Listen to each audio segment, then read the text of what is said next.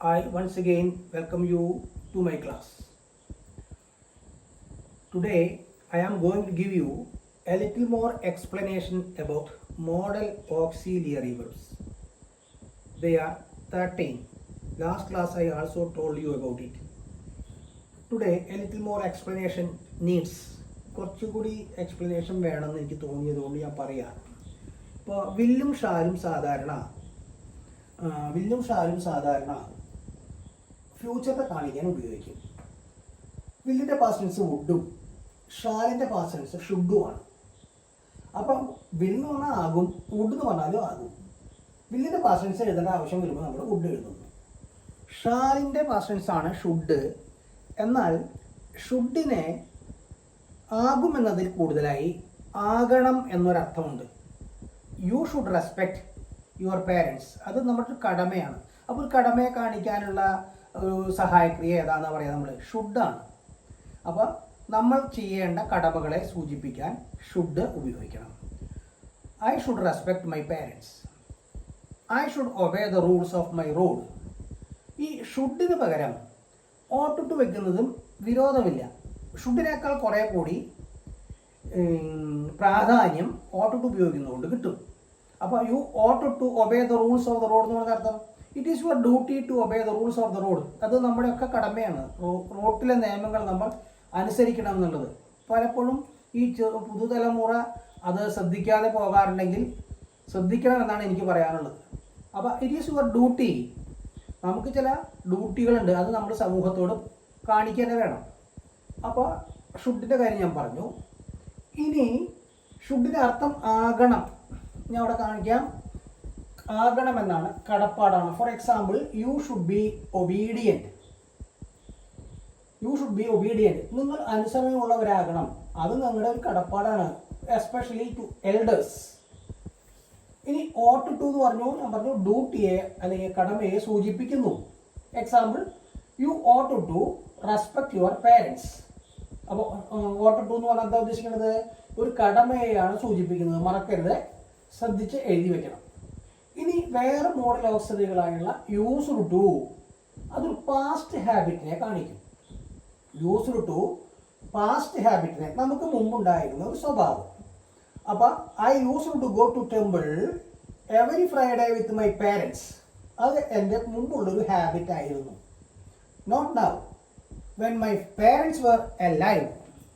എൻ്റെ രക്ഷിതാക്കന്മാർ ജീവിച്ചിരിക്കുന്ന കാലത്ത് ഞാൻ പതിവായി വെള്ളിയാഴ്ചകളിൽ അമ്പലത്തിൽ പോവുകയോ പതിവുണ്ടായിരുന്നു. അപ്പോൾ പതിവായി ചെയ്യുന്ന ഒരു കാര്യത്തെ കാണിപ്പിക്കുന്നതിന് യൂസ്ഡ് ടു എന്നുള്ള മോഡൽ ഓക്സിലറി ഉപയോഗിക്കാം.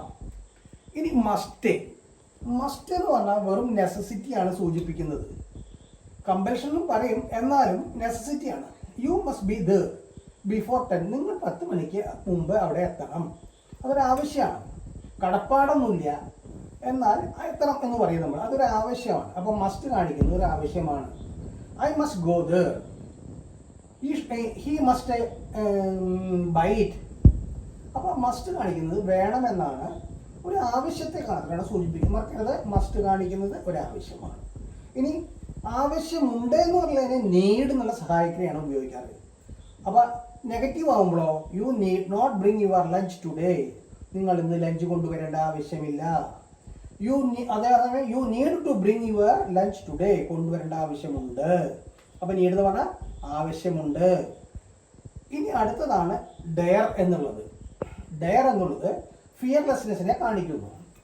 അതായത് ഭയം എന്നത് ഇല്ല, ധൈര്യത്തെ സൂചിപ്പിക്കുന്നു. നമ്മൾ ചോദിക്കാം, how dare you say such things to me. എന്ത് ധൈര്യത്തിലാണ് നീ എന്നോട് അത്തരം വാക്കുകൾ പറഞ്ഞത്? How dare you say.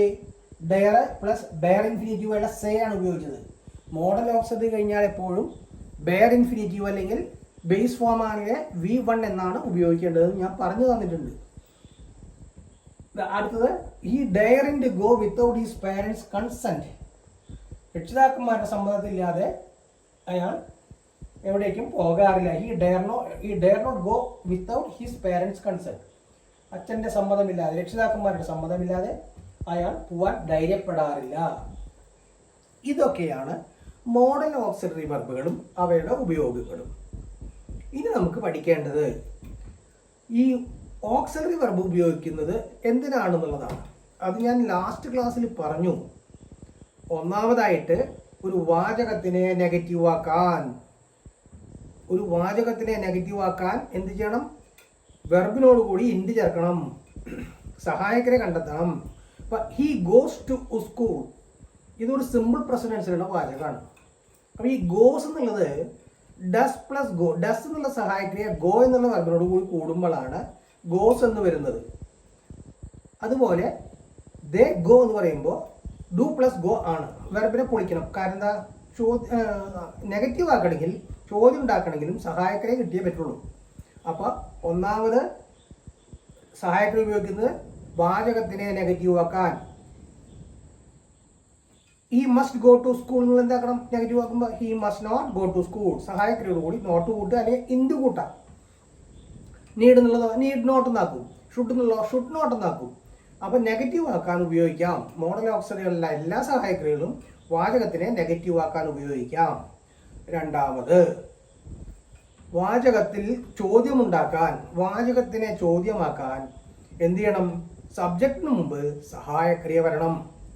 സബ്ജക്റ്റിന് മുമ്പ് സഹായക്രിയ. The auxiliary verb should precede the subject. ചിലത് ചോദ്യവാചകങ്ങളായോ, ചിലത് യെസ് ഓർ നോ ക്വസ്റ്റ്യൻ ആവും. യെസ് ഓർ നോ ക്വസ്റ്റ്യൻ എപ്പോഴും തുടങ്ങുന്നത് ഒരു മോഡൽ ഓക്സിലറി വെച്ചിട്ടായിരിക്കും. അതേസമയം ക്വസ്റ്റ്യൻ വേർഡ് ക്വസ്റ്റ്യൻ അല്ലെങ്കിൽ വേർഡ് ക്വസ്റ്റ്യൻ തുടങ്ങുന്നത് ഒരു ചോദ്യവാക്ക് വെച്ചിട്ടായിരിക്കും. ചോദ്യവാക്ക് എന്ന് പറഞ്ഞാൽ നിങ്ങൾക്കറിയാം, how, where, when, which, what, who, whose, whom, how.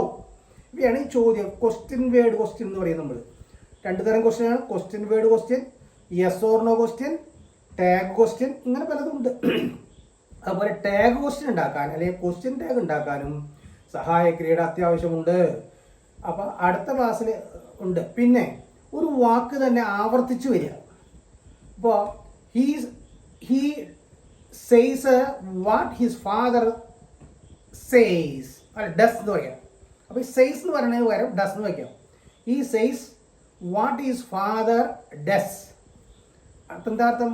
അവൻ്റെ അച്ഛൻ പറയുന്നത് പോലെ. അപ്പോൾ he says, what his father says എന്നുള്ളതിന് പകരം നമ്മൾ ഡസ് വയ്ക്കുന്നു. അതായത് ഒരു സഹായക്രിയ ഒരേ വെർബ് ആവർത്തിച്ച് വരുന്നതിന് പകരം ഉപയോഗിക്കാവുന്നതാണ്. പിന്നെ എംഫസൈസ് കൊടുക്കാൻ, വാചകത്തിന് ഊന്നൽ കൊടുക്കാൻ. യെസ് ഐ ഡിഡ് ഇറ്റ്, ഞാൻ തന്നെയാണ് ചെയ്തത്. Who did it? I did it, ഞാൻ തന്നെയാണ് അത് ചെയ്തത്. അപ്പോൾ വാചകത്തിന് ഊന്നൽ കൊടുക്കാനും സഹായക്രിയ ഉപയോഗിക്കാം. ഇനി വാക്ക് ആവർത്തിച്ച് വരുന്നതിന് ഞാൻ പറഞ്ഞു. അപ്പം 5 തരത്തിലായി: ചോദ്യം ഉണ്ടാക്കാൻ, ക്വസ്റ്റ്യൻ ഉണ്ടാക്കാൻ, ടാഗ് ക്വസ്റ്റ്യൻ ഉണ്ടാക്കാൻ. Tag question short question. He goes to school, doesn't he. Positive വാചകത്തിന് നെഗറ്റീവ് ടാഗും നെഗറ്റീവ് വാചകത്തിന് പോസിറ്റീവ് ടാഗും എന്ന് പഠിച്ചിട്ടുണ്ട് നമ്മൾ. ടാഗ് ഉണ്ടാക്കണമെങ്കിൽ സബ്ജക്റ്റ് സഹായക്രിയയും തിരിച്ചിടുക. He goes to school, doesn't he. ഇങ്ങനെയാണ് ക്വസ്റ്റ്യൻ ടാഗ് ഉണ്ടാക്കുക. അപ്പോൾ അടുത്ത ക്ലാസ്സിൽ ഇനി നമുക്ക് സഹായക്രിയകൾ എന്തിനെല്ലാം ഉപയോഗിക്കുന്നു എന്ന് എക്സാമ്പിൾ അടക്കം ഞാൻ ബോർഡുമേ എഴുതി തരുന്നതാണ്. ഇന്ന് പറഞ്ഞ ക്ലാസ്സുകൾ നല്ല പോലെ ഒന്ന് ശ്രദ്ധിക്കുക, അതിന് ഫോട്ടോ എടുത്ത് വയ്ക്കുക, അത് വേണ്ട പോലെ പഠിക്കുക.